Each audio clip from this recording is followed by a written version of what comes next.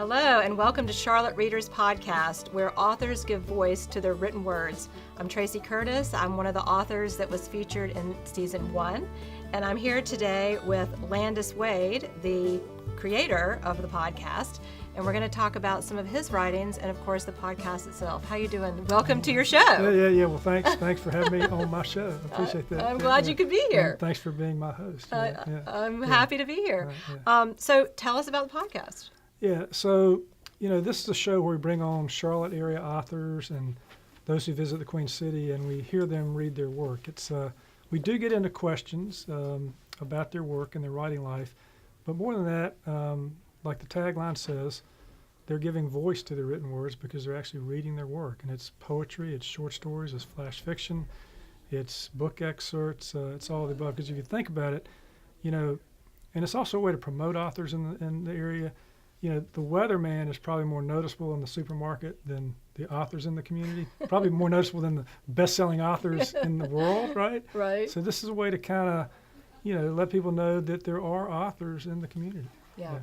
Now, you're a recently retired trial lawyer. So how does that translate into being a podcast host? So I was a trial lawyer, and I interviewed and examined and cross-examined thousands of witnesses in my career. And what I learned was that juries don't like to hear lawyers talk. They want to hear the witness talk. So I kind of learned to ask my question and get out of the way. And so I kind of think that podcast listeners are the same. They don't want to hear me talk. They want to hear the authors talk. So that's what I'm trying to do, is ask questions and get the author to tell us about their life. Yeah.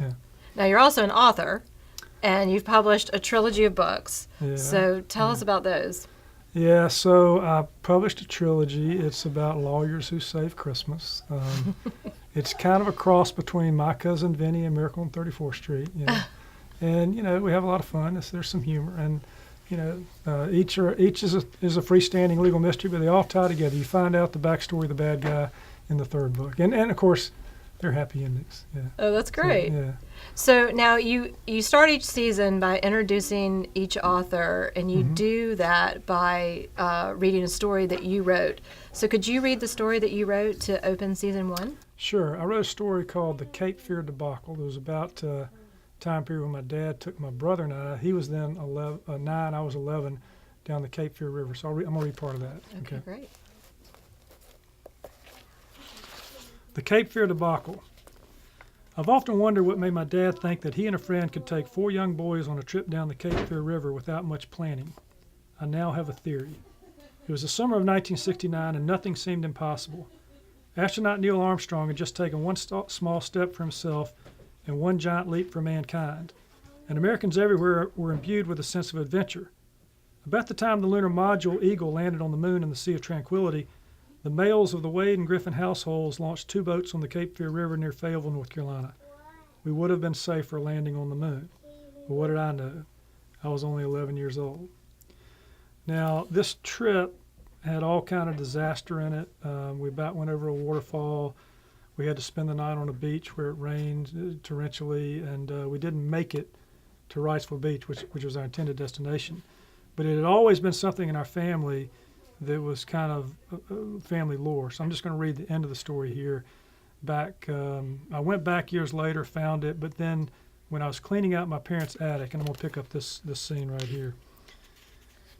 A few months ago, my brother and I were cleaning out our parents' attic in advance of their move to a retirement community, and we came across a tattered cardboard box full of 8mm film canisters. On top of the stack was a covered reel with a masking tape label. The writing on the label said, Cape Fear River, 1969. Next to the box was the old Bell & Howell projector. Surely it wouldn't work after close to 50 years. When we went downstairs and plugged it in, the light came on and the motor hummed. I snapped the reel on the projector and fed the tape through. A flickering miracle landed on the dining room wall. Dad, come quick, you have to see this. For the next few minutes, Dad studied the grainy images on the wall, but he didn't say anything, and I became worried. In the previous 6 months, Dad had been struggling to recall names, dates, words, and sometimes important events in the past. But this was the Cape Fear River trip. Surely he'd never forget about that. My brother and I watched Dad as he watched the movie. I glanced at the wall to see 2 young brothers with short blonde hair laughing in the back of an old Chris Craft. I saw a wake behind the boat churning up muddy water. riverbank streaming by, boys climbing a tree, a man standing on top of a lock, a waterlogged tent, a small skiff. My brother nudged me and I looked back at Dad. The clouds over his eyes were breaking up, and much like it did a half-century earlier, the sun came out.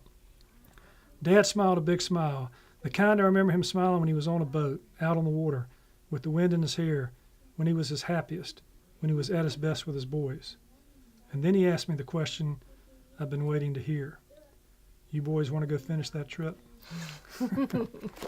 That's great. Yeah, and that was a story that was always just something, and my mom remembers it entirely differently.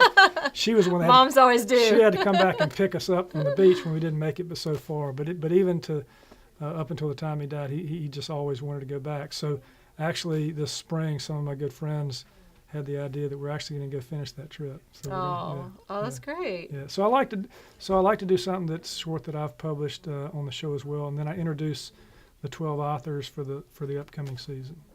So what was your interest in doing this in the first place? Are you just interested in people, or was it because you're a writer, or were you wanted to bring more attention to Charlotte writers? Yeah, all of the above. Just recently retiring, I knew that I wasn't going to sit around the house and just write all the time, and I wanted to be engaged with people, and I thought, well, what better way to meet other authors than to actually bring them on a show and interview them, right? And I knew nothing about the technical aspects of podcasting. And I figured, well, this is something new to learn, right? I'll test my brain. And so I've learned a lot about how to use an audio. I didn't know the difference between a mixing bowl and an audio mixer, and now I do. Is there one? There is one. Because I don't cook and I don't know technology. My wife would say I don't even know what a mixing bowl is. So, Well, tell us, what are your future plans for the podcast? Yeah, so we're going to put out 3 seasons in 2019, at least 12 authors a season. We're going to have bonus episodes mixed in. We might do some on-site shots, but we'll film a lot in the studio because I like the intimacy of that. I like bringing the author in the studio and letting them read their work. So, yeah, I mean, I'm just going to keep cranking them out, and hopefully, we'll get a bigger audience, and y'all listen. Yeah, well, it's a great way to get to know, who the authors in Charlotte are, and then actually get to know them quite intimately between reading their books and listening to not just them read their stories, but also the story behind the story, which is always so fascinating. Yeah. So why don't you tell everybody where we can find the podcast? Yeah, so you can listen to Charlotte Readers Podcast on Apple Podcasts. It's also on Spotify, Stitcher, TuneIn, or wherever you like to listen to podcasts. And you can go to our website at charlottereaderspodcast.com. Okay, well, thank you so much for coming on your show. Hey, thank you for having me on my show. Okay, make sure you all listen. Charlotte Readers Podcast.